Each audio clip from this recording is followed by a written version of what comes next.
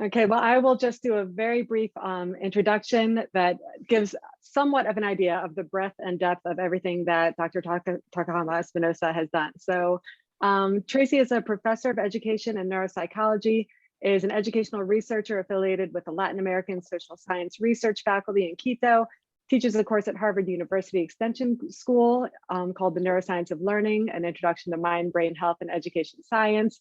She's an editor of the Nature Partner Journal, Science of Learning, former member of the OECD expert panel to redefine teachers' new pedagogical knowledge due to contributions from technology and neuroscience. She's taught kindergarten through university, is ex-director of the Institute for Teaching and Learning, and former director of online learning at the Universidad San Francisco de Quito. She's the author of at least 9 books, dozens of peer review articles, and has led hundreds of workshops for thousands of teachers around the world. I've had the good fortune to see her present in a few countries and to take her course, and I'm very excited that she's able to spend some time with us today. So thank you, Dr. Tokuhama Espinosa.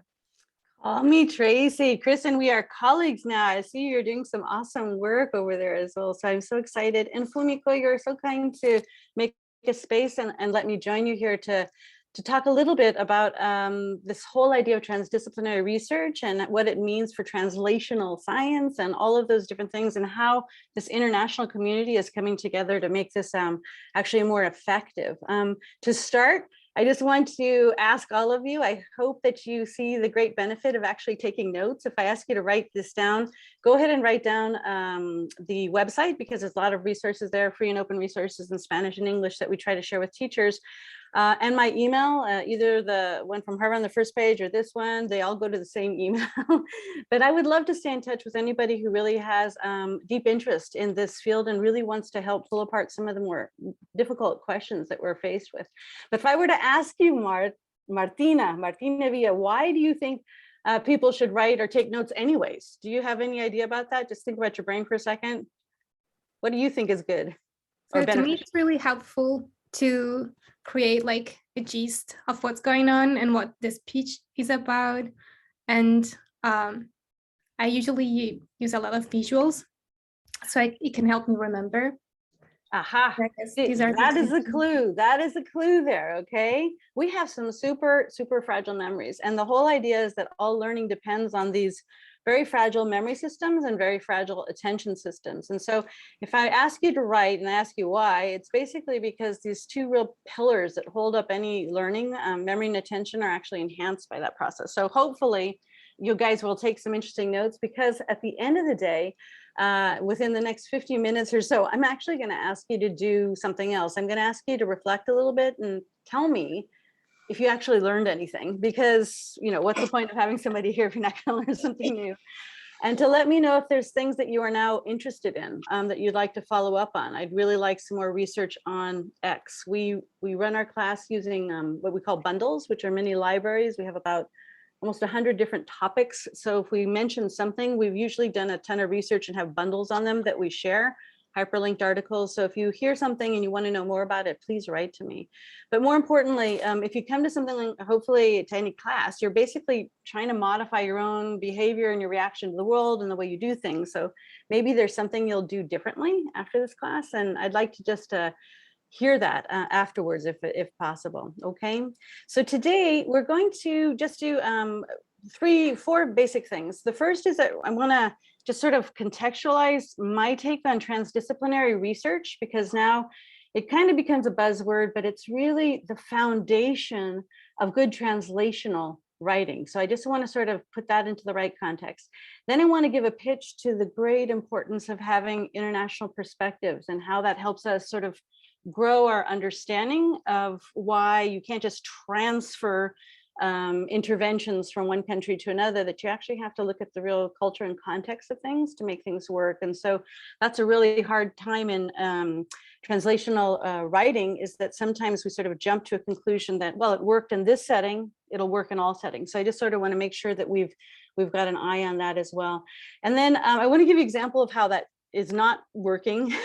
I know that's kind of negative, but I hope it doesn't get that negative. And throughout, Jay, Benjamin, if any of you guys, Ito, if you have some comments you want to throw in, go ahead and raise your hand or put something in the chat, and we'll be sure to bring you into this, this hopefully conversation about the information. So in the first part, give me about 10 minutes to sort of lay the playing field. And then I wanted to see those of you who've had a chance to look at the article I sent you, or the information about my new research on what do kids want to know about their own brains, to talk about how you actually get to that point of being able to talk to kids about their own brains when they ask some really juicy and sometimes really difficult questions. How do we sort of negotiate that space of communication? Okay, so this is what I want to do. Does anybody want to do something different? This okay with you, Alex? Yeah, okay, you all right with this? Okay, we're gonna go with this agenda unless you put something else in the chat, guys, okay? So, transdisciplinary research is just my wheelhouse. I just love this so much, and it's very different. And one of the main reasons we've had so much trouble in sort of promoting this and getting people to be these translators in science is because of the complexity. So it's not, it doesn't just mean that, you know, mixing a piece of psychology with information about your biology and then trying to put that into a context of general well-being, and then how do we teach that? It's actually got a lot more moving parts to it. And I want to put this into a context of maybe what you already know. Everybody knows, oops, sorry. What is the justification for doing this is basically, we have a lot of problems, problems in education, problems in early childhood education, right, Mikey? Problems in how do you integrate certain actors, problems with motivation, problems looking at questions of how do you teach, you know, math in the best way for everybody to understand. The main perspective that I take on this is that any problem that's approached through a transdisciplinary lens is more likely to be successful. If you can find evidence that there is support for certain intervention in multiple fields, the likelihood of success is far higher. So here's another question. It's not a brain question. Oliver, do you know what this is a picture of? I'm going to give you a hint. Metaphorically, it represents this idea that I'm talking about, transdisciplinary thinking. Do you know what it is? I don't know what it is in like the specific sense, but like multiple paths or multiple routes in a system. Very good. Here's a closer up vision. Do you know what that is now? That looks more like a geographical location with a bunch of paths leading away from. Yeah. Yes. Are you old enough to know the saying, all roads lead to Rome? Yes. Yes. Okay. So here's the idea. I can look at motivation from a lens of a psychologist or a neuroscientist or somebody looking at mental well-being or an educator. But those are really good pieces of information. But the minute I kind of unify those visions, I'm going to have a more complete understanding of motivation, right? So the idea here is to appreciate that complexity is okay. A lot of people shy away from that. And that's really difficult. So all of you know about disciplines, right? You take different classes, you take a history class, an art class, a science class, or whatever. You also might understand multidisciplinary studies. This is when you sort of join, or you say, your teachers are going to approach, everybody's going to talk about the Egyptians, even if you're a math class or if you're an art class or in whatever, everybody's going to try to approach Egyptians or whatever it is, right? They think that they are co-teaching in a multidisciplinary way when they sort of complement by having a central topic. But if you have real interdisciplinary studies, you're actually interconnecting different fields. And like we say, you're approaching things from neuropsychology, which is actually the sub-elements, neuro being a sub-element of the field of psychology, right? So you're actually integrating them at that level. There's a difference though in transdisciplinary studies. Transdisciplinary means that you're trying to find this interesting space at the intersection in which you are actually habituating the way you approach problems.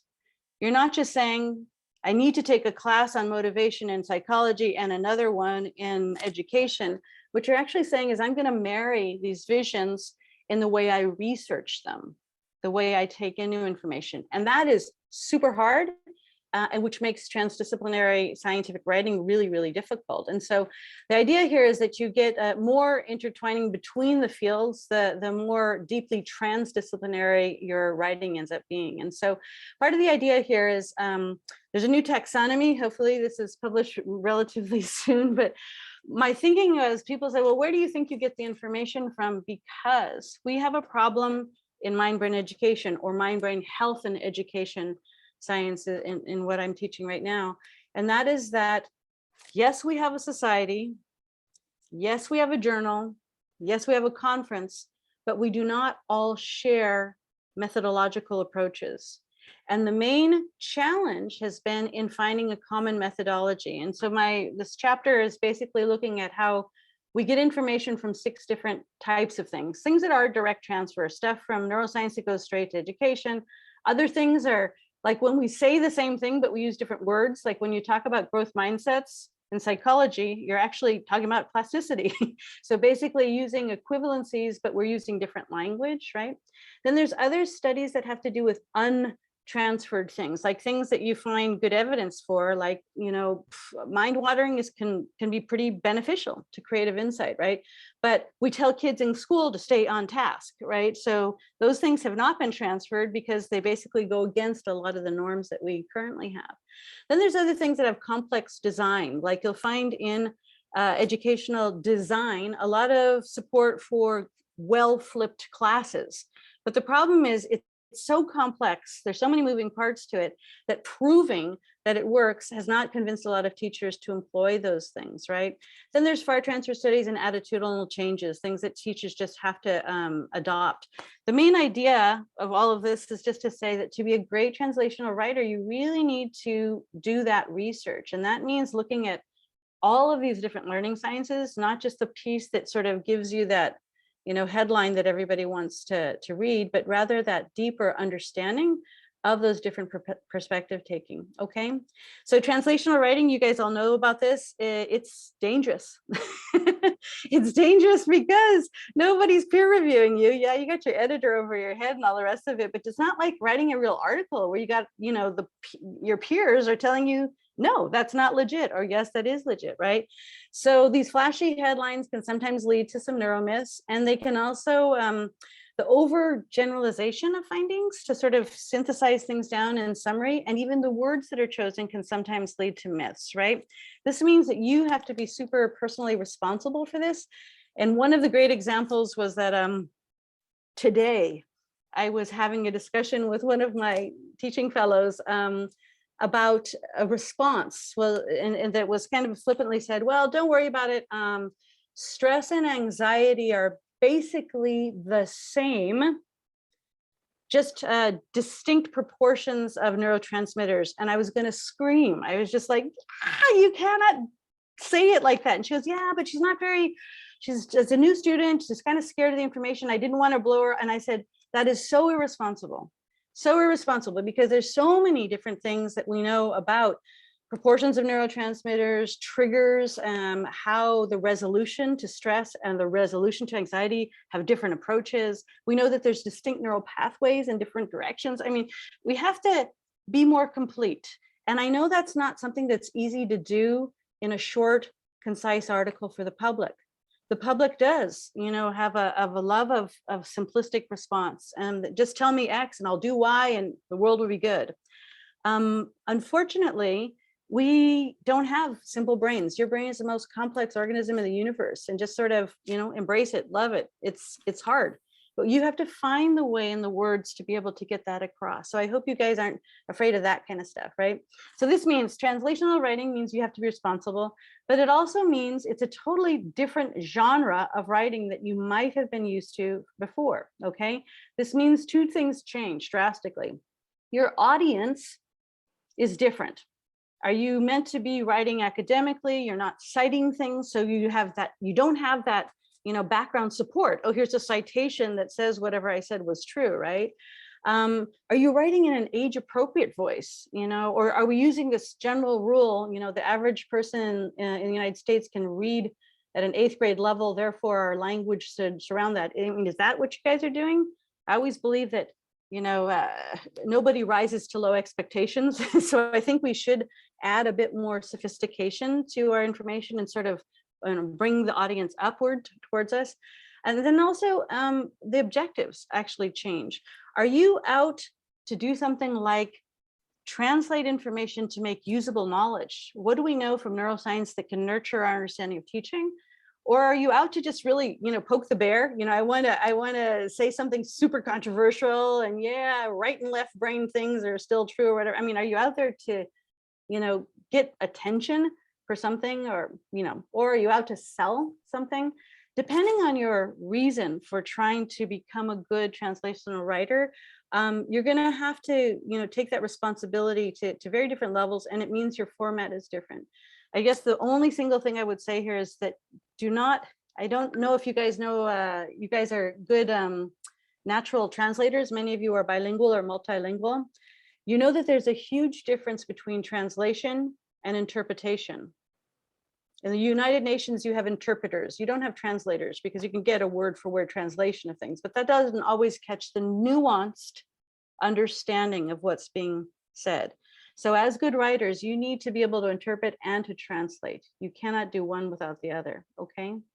And finally, the last thing I just want to lay the groundwork on is just international perspectives are so necessary for being able to be a good scientific writer, especially at the crossroads of something like mind, brain health, and education. Context matters.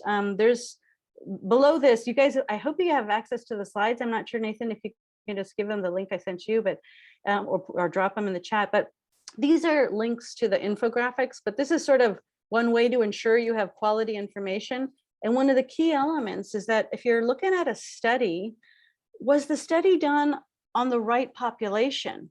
You cannot overgeneralize and tell me something about, mice if you're going to then say this has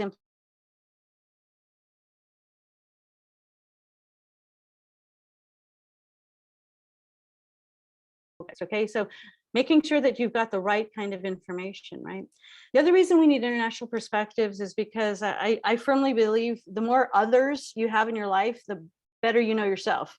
You basically chisel away at your own beliefs and understanding by your brain is always comparing and contrasting you to the rest of the world. So getting that more global perspective will really help sharpen the writing or the translation or the interpretation of other people's work, okay? Thirdly is basically there's a whole new subfield called cultural neuroscience, which is absolutely fantastic, that helps you understand that you cannot generalize, how the brain learns to read, because our cultural artifacts do have differences. Niju, ichi in Japanese it looks so logical, 2, 10, 1, oh, that looks very different. Well, guess what? That also occupies a slightly different neural pathway from something that's using Arabic numbers, right? And so we have to be careful about overgeneralizing findings because it might not be true in all contexts. We have to be very, very sure of what we're doing, and we have to double check there. Finally, the last thing about international perspectives is that the more context we have for our information, the more consensus we have around the world about what we really think we know about the brain and how it learns, the better it is for everybody. The better it is for everybody, because we can start to challenge maybe differences in beliefs in other countries, and we can also start to challenge ourselves about things that might have been commercialized or something that we need to get rid of. And so basically, I invite you all to think about that. So I want to open this up for thoughts, ideas, reflections. Some of you have the chance to read the opening chapters of my book, What Do Kids Want to Know About Their Own Brains? This was a research study that was conducted over a year's time, asking kids to think about what they wanted to know about their brains and to sort of put it in questions. And we received over 600 questions. We had to try to sort them out. When you got rid of duplication and translated from other languages into English, we had about 200 unique questions. And those we tried to categorize into 15 categories, things about identity, things about, emotion, other things about the physical brain. Nobody gets to see their brain. So everybody has all these crazy questions that were so much based on physiology. So anyways, if you want to talk about any of those things, that's what I'd like to be open to. And I'd like to put something in the chat, Nathan. Should we go there first? I don't think there are questions in the chat, but people are free to put things in there or raise your hand.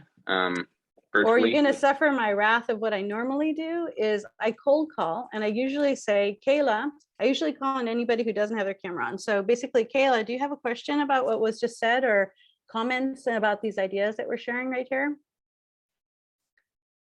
And unfortunately, Kayla, are you there? Okay, yeah, sorry. I'm saying your name wrong. Oh, I'm massacring your name. I'm so sorry. That's why you didn't answer. I apologize. That's okay, no problem. I am here. It's Kaya, actually. I'm still sort of Kaya, processing the information and thinking about what I personally want to take away from it. So in a minute, I'll try to come up with something better than that. Okay, are you actually, do you already take into consideration a transdisciplinary perspective when you think about doing scientific writing and things like that? Yeah, I tried to, I'm in the psychology department now, but I come from a speech therapy background. So I've worked a lot with teachers and sort of people in different, areas than my own different disciplines. So I try to think about, different therapist perspectives from fields that aren't my own and different educators' perspectives as well. I haven't done a lot of, translational writing of my own yet, but definitely something that I would like to take into consideration once I get to that point. Well, you've actually got a leg up because you do have a formation in a distinct field. And if you interview anybody who's done stuff in this kind of a space right now, you'll realize that nobody had a straight shoot. Why? Because there's no degrees until your guys are coming up with this of basically saying, here's transdisciplinary research in mind-brain education, or mind-brain health and education, or mind-brain teaching, or wherever it comes from, right? There are some things in educational neuroscience that exist programs, but for the most part, most people who are working in this field did something like me, that you go and you studied international relations and communications, and then got your master's at Harvard to look at this whole idea of, are there standards in mind, brain, and education, and sort of use it sort of morphs, so you've got a leg up because you've been formed in different fields. So you already have an appreciation for what information comes out of speech therapy, for example, that might influence other findings. So you're in a good space. You're in a good space. Benjamin, I saw you smiling, nodding, writing, questioning, looking up. I bet you have something you want to share with us. Do you have any reflections on sort of the demand that we think about these things transdisciplinary, that we are responsible, and that we include international perspectives, or something about the kids' brains? Well, first of all, I just wanted to say thank you. That was a terrific talk, and I was glad to be able to take some notes. One thing that was occurred to me while you were speaking was the expression "a jack of all trades, master of none," which we know actually is not the whole phrase, right? It continues to say, but better than a master of one. And I think that reflected for two reasons. One is because taking somebody's work or statement and making any kind of adjustment can completely change the meaning, of course. And the other piece is I really think this notion of this type of work and facilitating this type of communication is critically important, and it's certainly lacking in the field. So your talk just really resonated with me. So thank you. Thank you. I think you hit the nail on the head, which is so interesting. If any of you are history buffs, we have a really cool timeline of the evolution of, how did we come to this day and age where we actually now appreciate once more this transdisciplinary vision? Because it was a thing, back in the 1500s, it was really cool. The universal man, Da Vinci, you're an artist, you're a scientist, you sort of mix these visions and approach things differently. But starting about the 1600s, we began to really specialize because there was so much to know. And the more specialized we got, the more elevated you became, because you really knew that one little piece, right? Well, when it comes back and you stand away from this as educators, one of the things we really have to acknowledge is that there's so much information out there that is not being taught to educators that really would nurture our understanding from other learning sciences. Things from philosophy or computer science or linguistics, all of that also nurtures our understanding as much as neuroscience and psychology do, right? And so being a bit more open and understanding that learning to teach other human beings is something we haven't actually made into a science. We've everybody knows how we learn. We've been studying human learning for about 150 years. We've only been studying human teaching for about 50 years really well. It's to try to get a craft out of that. And so trying to get to this place where we can say we have scientific evidence of how we should be able to teach better is something, it's a new thing. We're sort of getting there, slowly but surely. Yeah. So Tracy, you mentioned that hundreds of years ago, people could have this kind of Renaissance perspective and be a knowledgeable in all these areas. And I think that relates to a question that Chris posed in the chat. So maybe Chris, do you want to ask your question?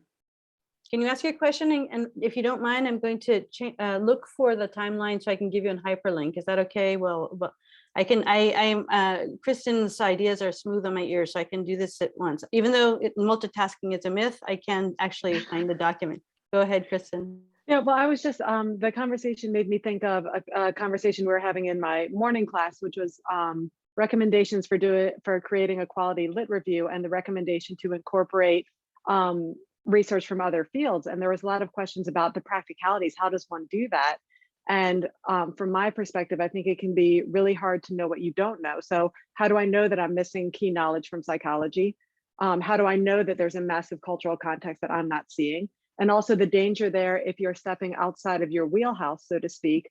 For example, with my background in education, if I try to incorporate findings from neuroscience without that background knowledge, then that's, yeah, it's very easy to misinterpret. And so it just made me think that in my morning class, this was recognized as a need, but people were grappling with kind of the practicalities of how one might do that effectively. That's an excellent observation. And you remember from my class, one of the things, this is why we need a new kind of teacher formation that actually bakes all of this into, you know, the expectations. I think that is very, very important, right?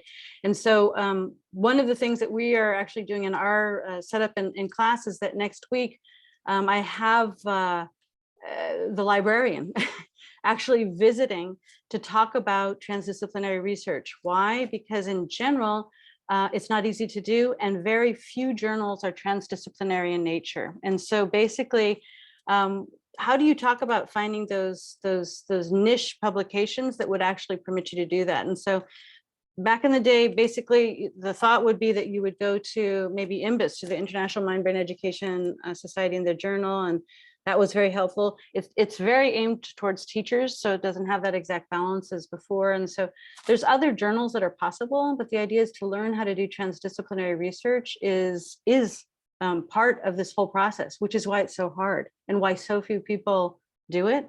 But if you want, we'll share that. I don't know if you have this, but we have the whole, it's a flipped setting to structure how you do a transdisciplinary literature review, because that's what we require of the students in the class. So we now have that in a flipped video, which I can share with you later. Okay. Tell me, Martina, what are you thinking now?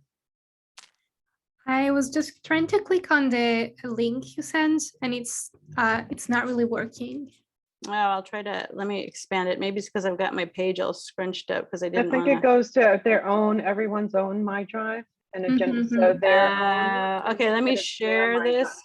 Let me see if I can share it and grab a link from this thing.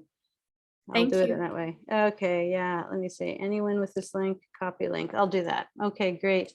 So tell me what you're thinking, Sarah. How is this all resonating with you, or does this shock you because you're a purist and you say, hey, but I'm working in one field and it's just fine because what we're doing is so important. There's so much going on.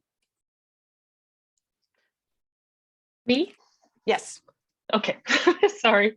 No, no, it definitely resonates because like Chris, my background is a teacher and an international teacher specifically, and I'm really new to academia. I just joined the PhD program 2 weeks ago, something like that. So in that sense, thinking transdisciplinarily in general is not new to me, but the idea of kind of transdisciplinary academic research is really, really interesting and something I want to know a lot more about.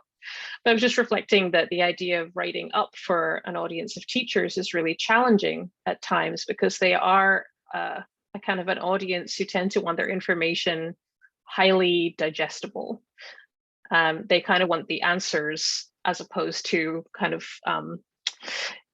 to be challenged in thinking often, and that's got a lot to do with how overwhelmed teachers often feel. And so, yeah, just kind of reflecting that it's a hard audience to write for in any depth and avoid those kind of traps of neuromyths and oversimplification. That's a great observation. I think one of the things that COVID taught us, which COVID is evil, but COVID brought a lot of good as far as education was concerned, is understanding the role of teachers and actually priorities. And so instead of prioritizing a curriculum and the space we meet in, it was more prioritizing health and well-being, good thinking skills, and the time we are together. And when you did that, it also there's a huge reassess about how much time it takes to actually structure a good class, to get things together, to do well, and the just overload that it's put on teachers, which led to a mass exodus of teachers like you who decided to go back and do doctorates instead of go back to the classroom because there was this big assessment that this is not worth it in this way. You're trying to have a factory line of, giving me 5, 6, 7 classes to teach, when we know the prep for any 1 hour you're in front of a class of students, you should probably be preparing about 3 hours and probably evaluating it 3 hours. So if you do that and you have more than 4 classes, you're not doing quality work, right? And so how do you reassess how teachers are also trained and the tools that they're given to actually do this? So while I appreciate that, I have to tell you, the majority of the teachers that I know, if you poll teachers, one of the last polls we did with Kristen Betts over in Drexel, she wanted to figure out what teachers already know, what they want to know, but at a university level. And what she mainly found out is everybody is dying to know more about the brain. Everybody at K-12, K through 16, everybody just wants to know more about the brain. But when the only mitigating factor of whether or not they could recognize neuromyths is with whether or not they habitually read scientific journals. And that is something we don't do as teachers. That's not a normal thing. So if you'll noticed, there's a huge new space in translational research, which is being carved out by the publishing companies. Everybody now has a community page.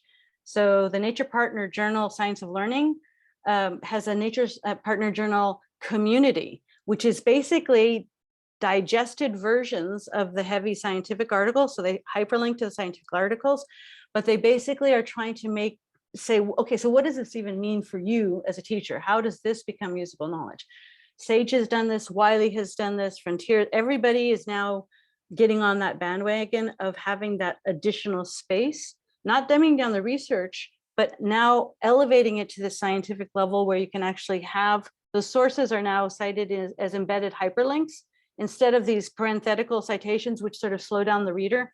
So basically they're trying very hard to find new ways to communicate good information to the average public and especially to teachers. So you're right, it is a challenge. It is a challenge, but there's so many new things that have just happened in the past 2 years that I think it's an exciting time to be doing this. So Oliver, tell me what's on your mind.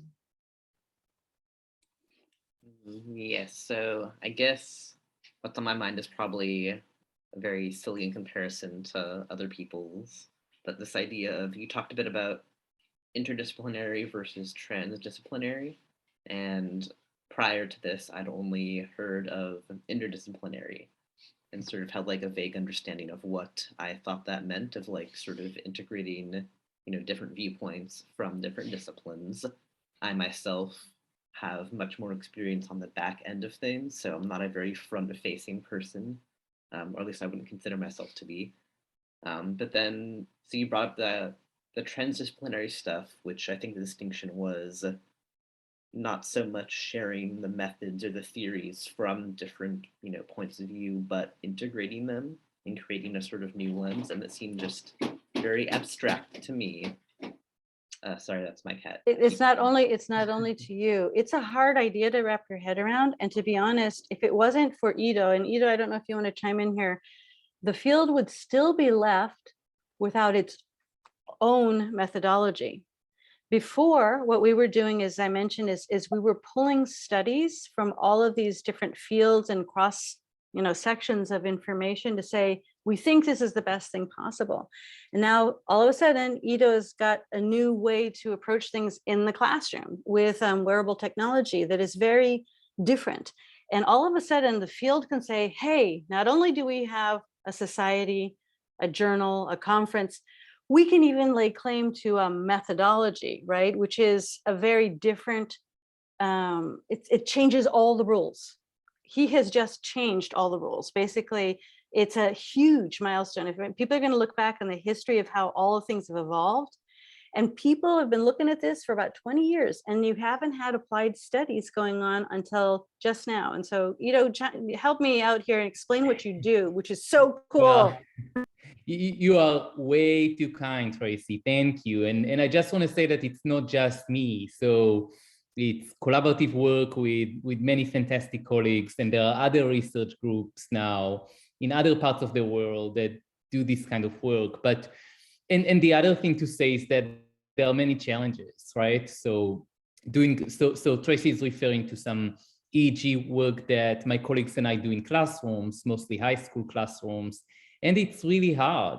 So it's hard not just to make these connections between disciplines theoretically, but also when it comes to using one field's methods in another field, like neuroscience methods in education.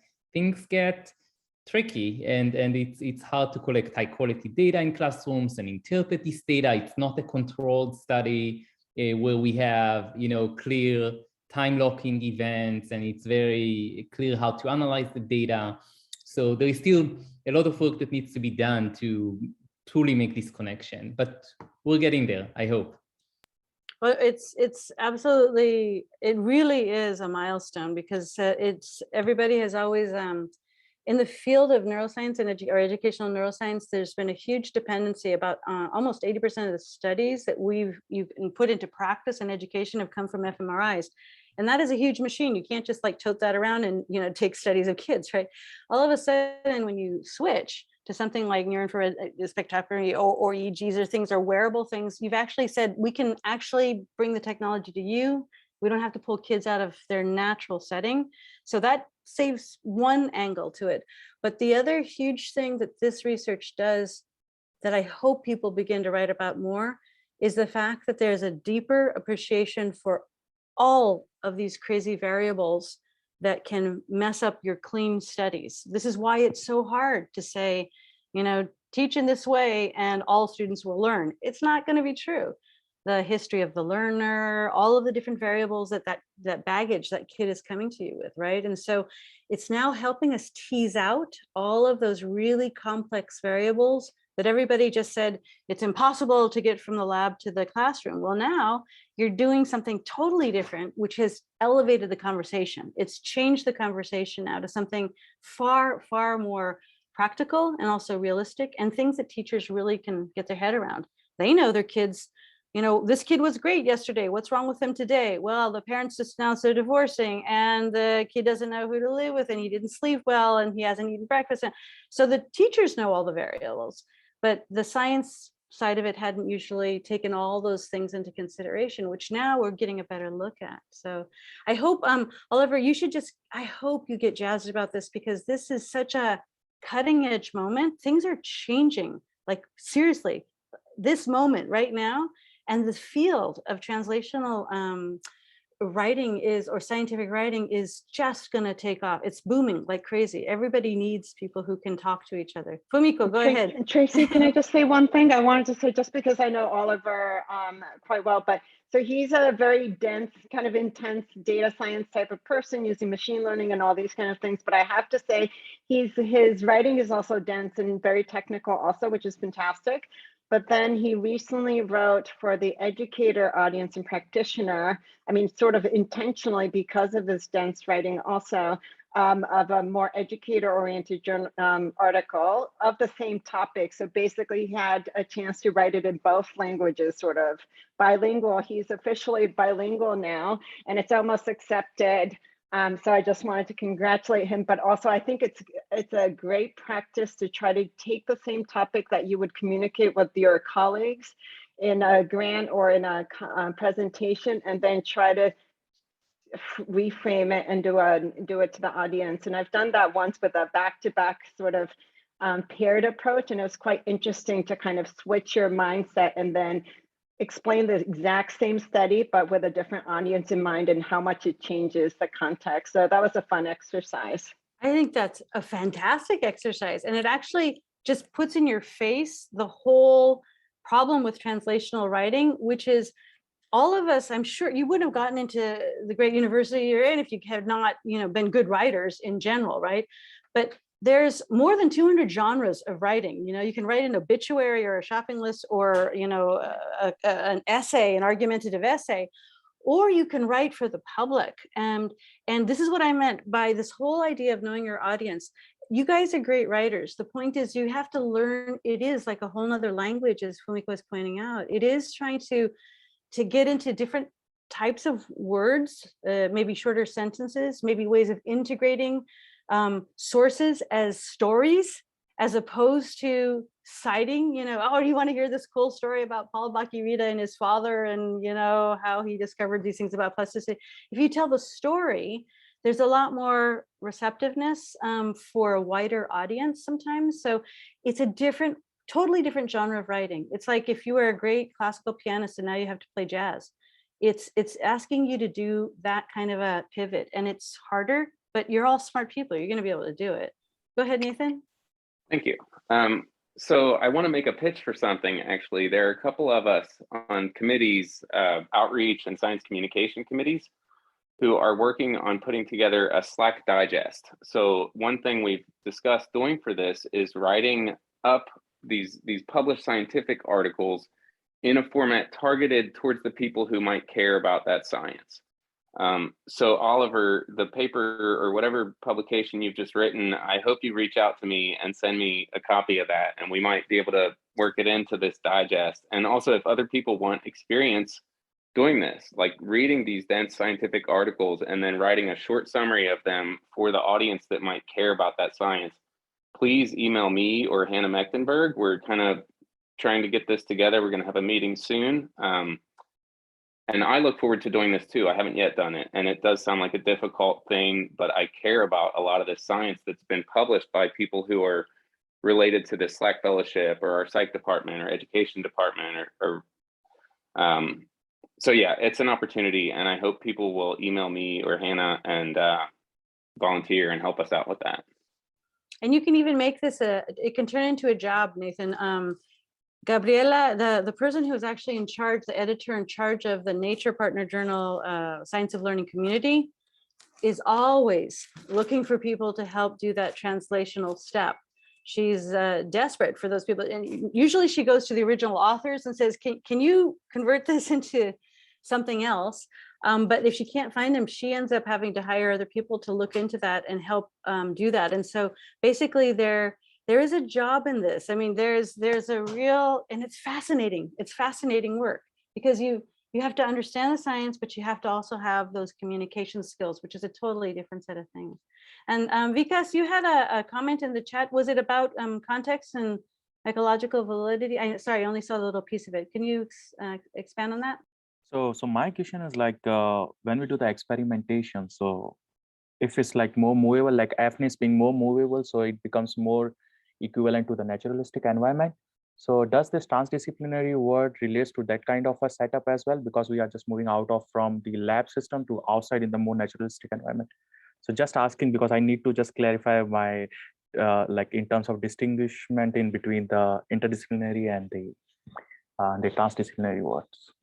Absolutely. As far as methodologies is concerned, and also mixing exactly what you just said before, bringing that neuroscientific technology to a classroom has not been done before. It's not a commonplace thing, right? And so you're changing the physical environment. Tell me the other things that you see that are benefits of actually that kind of research. What are the other things that change aside from the movement of technology from one space to another? What are other things that you might be thinking about when you talk about ecological validity?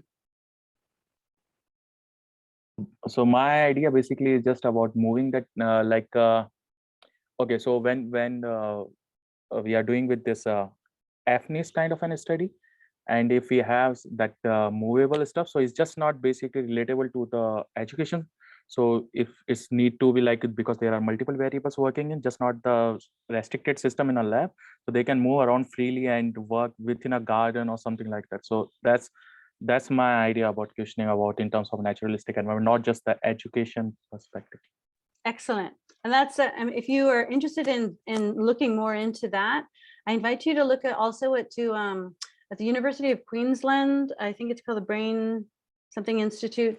For many years, they had a grant to actually have a lab school in their space where basically the real teacher and the real students would come to this lab space, but then they were recorded and they were also, their blood pressure was taken. Every once in a while, they might lick a piece of paper for cortisol levels to see about how stress levels were reacting to a teacher's intervention. So they were trying, and they recorded everything, every conversation of what people said to who, right? To try to cross all this. In that moment, big headache. Oh my gosh, look at all these variables. Did she learn because she got a clarification from the other kid? Or did she learn because the teacher then repeated? I mean, all of a sudden the complexities of teaching are revealed, which is fantastic because finally people are appreciating how many things go on. So getting closer to being in a real classroom context also tells us how complicated it is to actually, determine what is it that actually made the difference. Was it, the teaching methodology? Was it your questioning thing? Go get something. Yeah, just a second. Hang on, my dog. Thank you. Was it, what did it have to do with the teaching methodology or intervention or the teacher-student relationship in that moment? Or did it have to do with the teacher's communication style? Did it have to do with the kid being born brilliant? What was happening there? And so being able to have these new kinds of studies is actually calling attention to this huge complex array of what is the teaching and learning dynamic. And it's absolutely fascinating. There's no straight line. It's not do A and B occurs. There's always this, 2 steps forward, 1 step back, and a shuffling of the teacher adjusting to what the student is doing and the student reacting to what the teacher just did. There's a constant change. And it's fascinating to actually now can document this over real time and see what happened in these different time interventions. Alev, do you have a question? You're looking quite serious. The thinker, we have the thinker in the room here. Do you have a comment or an observation, or what's catching your ear right now? It was a great talk to begin with. Thank you so much. I am a behavioral neuroscientist. I'm working in the lab most of my time, so this is my first outreach attempt, I can say. I was just thinking still about the the thing you mentioned at the very beginning, like the definitions can be, we may using the same words, but the definitions can vary. Like I was just thinking, how can that be solved in a non-confusing way, if it makes sense? Like when we try to explain what we do, and if I'm coming from a psychology, if I'm coming from neuroscience, if I'm coming from biology, we may use the same words, but they may mean different things. So like how can we kind of solve those kind of potential confusions when we try to write things or interpret things? What an excellent question, because it's not as you might intuitively think, oh, the behavioral neuroscientists are looking at this very micro understanding of things, and let's look at sociologists to talk about the macro. It doesn't work like that. Different people have different kinds of focus, and so part of this new professional, these real learning scientists, are people who actually have this macro vision of what's going on in all these different places that can help link those people to actually say, I would say that there's most of the most amazing things that have been documented recently have already been hinted at in psychology for 180 years, but they've just been confirmed now in neurosciences, which is pretty cool thing. For example, Carol Dweck said, in the early 90s, she pretty much presumed that because of neuroplasticity, there was no reason for people not to be able to change their mindset, okay? But then her book takes off in 2006 and everybody thinks it's this psychological theory. And she does remind people every once in a while in her interviews, well, this is all grounded in the physiological changes in the brain. But everybody's so enamored with this idea of, growth or fixed mindsets in an educational setting or in a work setting that they forget to link the ideas. And I think that is another job of you guys as, transdisciplinary translational scientists, is to remind the public, well, did you know that, but this was already presented, several, 70 years ago by somebody else studying this other thing. But now look at how it's now been revived in this new context. So it's also, I think, I've never been a big history buff, but to be honest, if you don't know where this stuff came from, when I was writing the book Neuromyths, Debunking False Ideas About the Brain in 2018, the biggest challenge for me, because everybody kept telling me, just get the teachers to stop believing the myths. If you get them to stop believing the myths, we'll all be fine. They can learn the good stuff later, just get them to stop believing the myths. The whole challenge was to write it as a story. You know what? 10% of the brain, really? Well, we might have thought that back in the late 80s when our technology was so bad and we did these kind of studies and said, Aleph, please name all the animals you can think of that start with the letter D, and whoop, only this little blip came up and we said, look, 10% of the brain there, right? And so because of our poor technology, you're forgiven for thinking that you use 10% of the brain, but sort of narrating it into a story that is generous in not making people feel dumb, because a lot of the times people don't want the information because it goes against a myth and they identify with the myth. If I say there's no such thing as learning styles, you are not a visual, or kinesthetic or auditory learner, it destroys you, because since 4th grade, somebody told you you were a visual learner and that's you, that's your identity. And I'm saying that doesn't exist.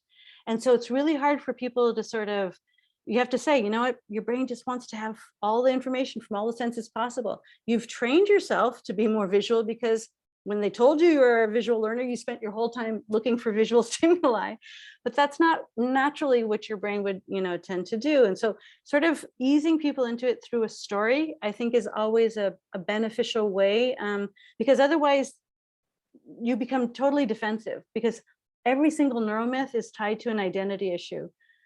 Oh, you're not right-brained? No, there's no such thing as right or left. I mean, people just freak out when you tell them something that pokes at their identity, because they've become attached to that. So anyways, I think you're in a very exciting time. I think this is good, but I think it is part of the job is to be able to have that more macro view of who's doing what in which fields. And it's really, I guess that's more of an integrating science. Maybe we need to add another word, not just translational, but integrational is probably necessary to that model. So thanks for bringing that up. Jielu, do you have any ideas here or thoughts that you want to share? Yes, I have the same question that Fumiko asked. So if we want to tell the children something about the brain, what's a specific specific topics that children will curious about? Yes. I sent an article. Nathan, can you send the link again to that? I sent an article that showed you the things that the children around the world were asking us, and which was one of the things that we found, which was so fascinating. I expected there to be very different questions from young kids and older kids, but there weren't. And I expected there to be maybe big cultural difference, and there weren't. What was fascinating to me is more or less, this is a fun theory that I sort of developed with Janet Dubinsky and Paul Howard Jones. We were lucky enough to be having a lunch together in an early conference on neuroscience and education. We were eating together, and we just started saying, how come 9-year-old kids, how come a 2nd grader thinks they're bad at writing? Where did that come from? Why do they say, oh, I'm awful at math? Where does that self-perception come at such a young age? And so here's the theory. My theory, totally a theory, I haven't proven this at all. I think that we spend a lot of time from the time we're born trying to figure out how to learn, how to do this. Why is this easy? Why is this hard? Why did she do it faster than me? Why? But around 8 or 9 years of age, when we don't get any answers, because the adults around us don't know anything about the brain either, we start to settle in what we think is our own theory of our own learning. And we just sort of settle into that. And so many of the questions, Jielu, that I think that you should focus on, most importantly, are the helpless nature of the questions. Many of the students asked silly things, crazy things to me. I couldn't believe them, but a large number would say, why does my brain make me want to watch television when I know I have to do my homework? Or why does my brain tell me I should hang out with the kids who are mean to me? This whole lack of control blew my mind. I could not believe how little they thought they could control their own brains. So I think there's a very big piece of this is empowering kids to understand they are not at the mercy, of their brains. They can, they have the free will to change it. They can do things. They can take initiatives. They can change things. And that's, I think, one of the bigger lessons that may come out of this writing of this book is being able to empower kids to understand how much control they actually do have over this very malleable organism we have. And so I think that hopefully you guys can help share that message as well. I know that we're getting closer to time, Fumiko, and I don't want to abuse of your students because I do, I always try to start on time and end on time, but I will stay here so long as anybody has any questions. I'm love this. This is to me the highlight of my week is being able to bounce around these ideas and try to think of, put my finger on the pulse of what is important to you guys as well, so that our research tries to also try to fit into that, your important role. You guys are going to play a huge, huge role in this field. And you have to sort of walk that tightrope of multiple disciplines to do that. So you got to know a lot of stuff. Hannah, do you have any thoughts on this? Hi, yeah. I'm worried about, so I'm working with Nathan on this digest thing, and I have another one that I've made for a different lab. And it's a question of getting the material to the people that need it. So these are kind of private sort of things. We host them on websites and we give them out and we can print them. But otherwise it's kind of, it seems very insulated. And, how do you get people to come and look at your website if they don't even know that it's there? I think that there's a huge power in numbers. And I think one of the things that's really interesting, there's two different questions in what you asked, if I'm reading this right or hearing it right. One is modality. So you're talking about, website delivery of information. The other thing is also getting the word out. And I think that there's a whole lot of power in numbers. And I think that I know now of at least 20 groups trying to do exactly what you just said. So why aren't you talking to each other? why aren't you joining forces in this? Why aren't you all under the umbrella? For example, Fumiko has this wonderful, podcast structure. Why isn't that grown into something that she can share that base with the other brain and neuroscience podcast, the other one, brain science for kids? There's several things that are out there, but joining forces might be a great way to be able to up the audience and also sort of maybe divide and conquer for areas of specialization. I don't know. I mean, some people might not, one lab or one group might be better at a certain type of information that they'd be able to communicate better. I don't know. But I do see a huge potential for that. I also say partnering with universities and the public publication agencies that are also trying to do this would be a great way to sort of create a network. I don't know if you've heard of the Global Science of Learning Network. Well, it's a network of networks. Basically, they said, hey, IMBIS isn't doing enough. Hey, ARA, Special Interest Group on Neuroscience isn't doing enough. Hey, Early isn't doing it. Nobody was doing enough alone. So they became a network of networks. And that was really cool because it wasn't reinventing the wheel. It was saying, hey, we want to centralize all these great things that you guys are doing. Isn't that a cool idea? So think about, instead of trying to carve or niche out a new space, I say it's to sort of acknowledge what's already there and maybe bring people together. And even internationally, there's a whole group in Japan doing all of this, Australia, there's a bunch of people. So that would be sort of, I would spend energy in that rather than on, the quality of the website, because maybe you might be parked on somebody else's website, who knows? So it's better to sort of think about that. Yeah. Great. Thank you so much. That's very helpful. Thank you. Ayan, did you have any questions? Ayan Mitra, do you have anything you wanted to say?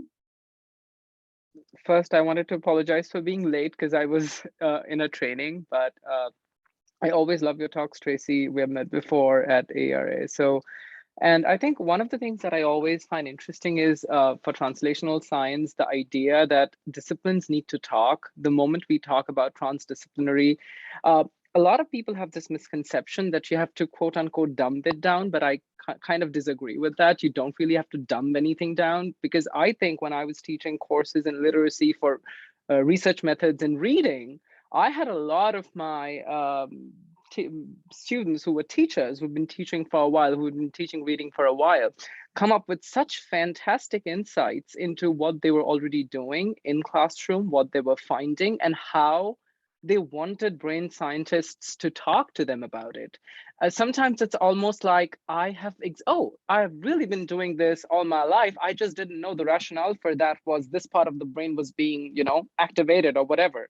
So I think the most important part of transdisciplinary science should be that, you voice your opinions as equals. You value what the teacher brings to the podium in terms of their first-hand experience about working with kids. And at the same time, you give neuroscientists the opportunity and the platform to give us their technical expertise so that the field may grow. I mean, the amount of interest that those people had going forward and asking for more information, because we did a little discussion forum, and the questions that they asked, I don't have it right off the bat, but they were so fascinating, and they were almost like posing good basic science questions in neuroscience. So I thought that was fascinating.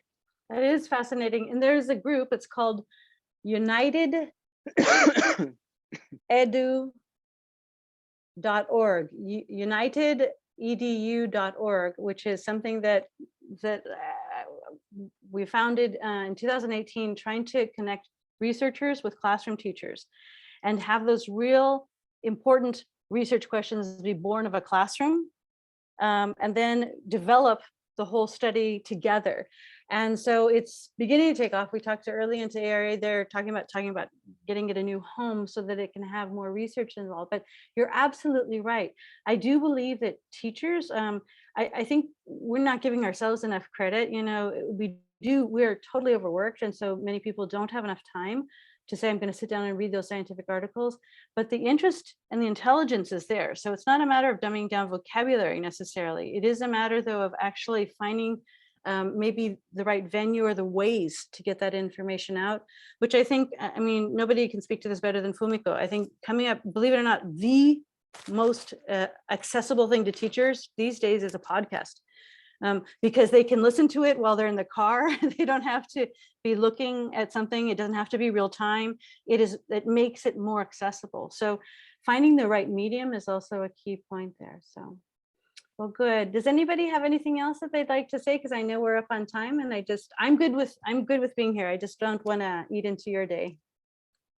I did just want to acknowledge the time. If anybody needs to sign off, don't feel guilty. Okay. And Maddie or Caroline, did you have anything you wanted to say?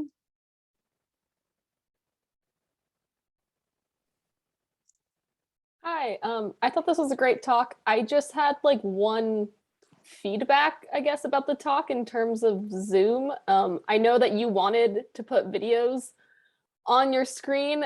I personally found it very distracting, and the fact that it's going across. So I feel like in the future, when you're doing things on Zoom, like attention wise, seeing your own video twice and things moving around the screen makes it really hard to focus for some people. Yeah, I'm sorry, I didn't show you how you can adjust your own screen. Everybody has control over their own screen. So you can sort of drag us off to the side if you didn't want that. And it is something that we do with my students. We had our first class yesterday, and it's the same thing. We actually had a pre-session an hour beforehand so people could get adjust their own screen, so they didn't have to see what I wanted to show here. But you're absolutely right.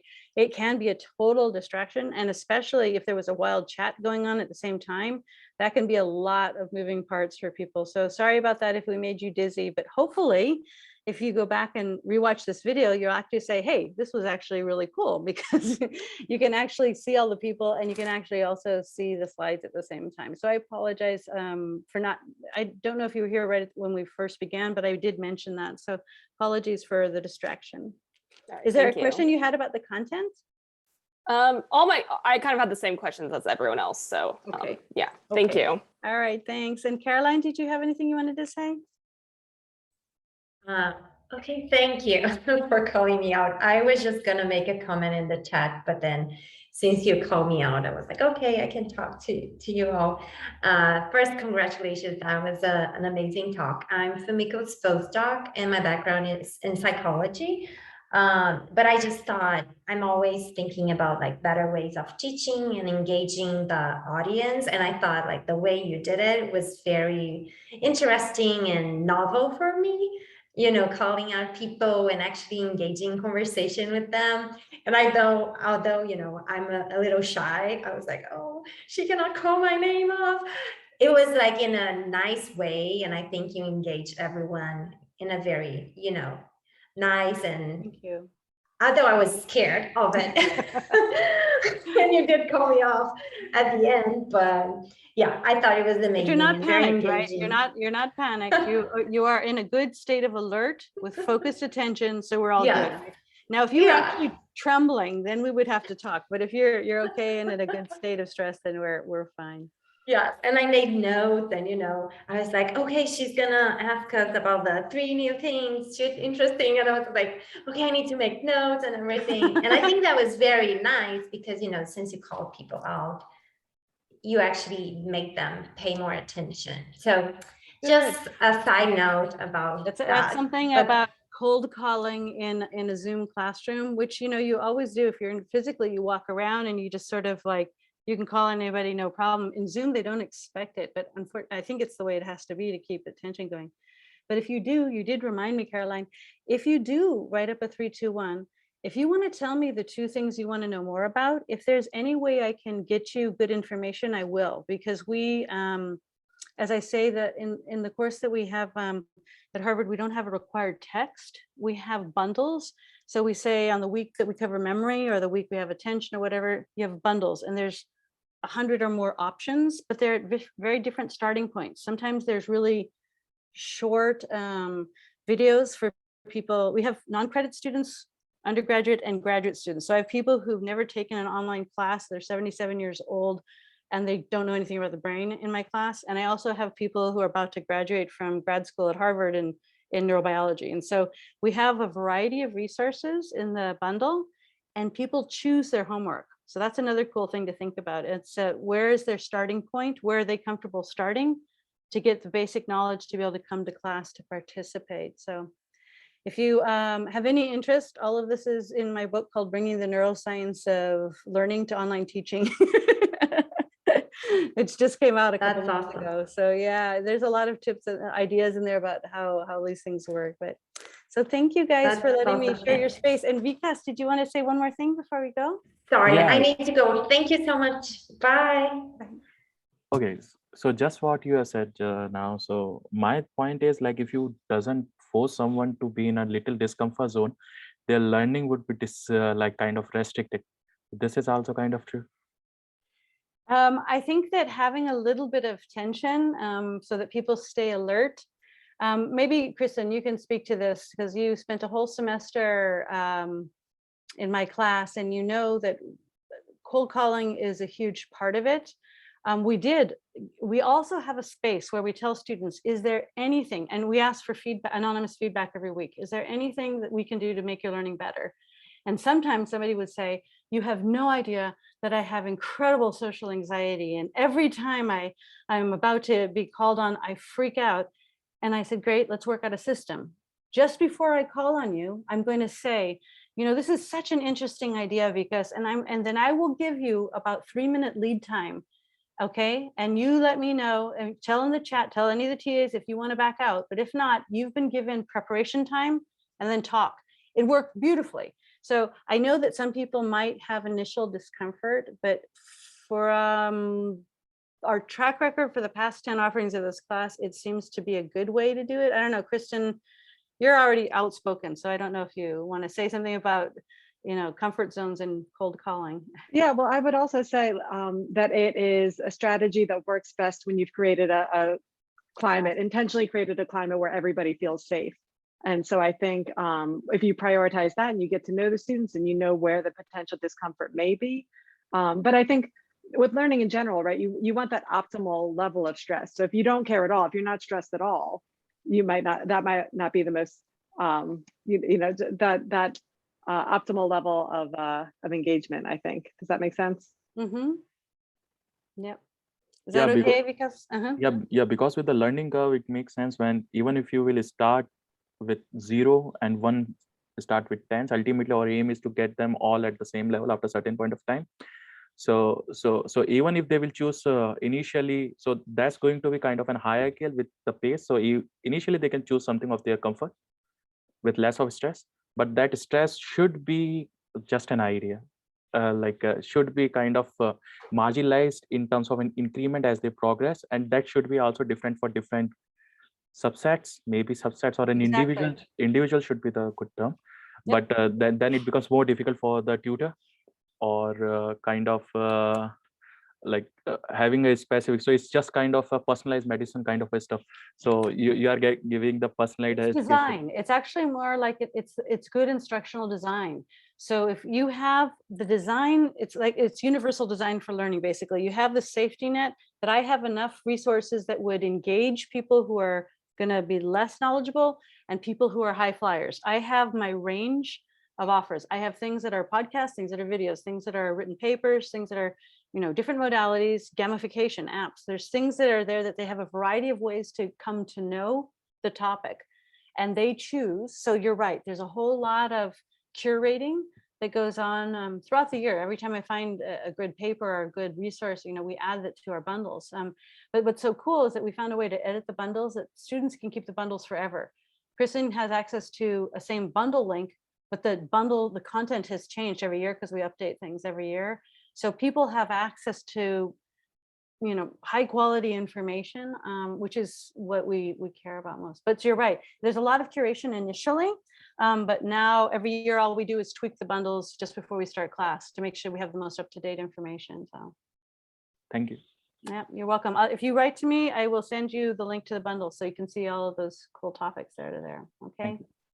So thank you guys. Are there any other loose ends we should tie up? This was fantastic. Thank you very much, Tracy.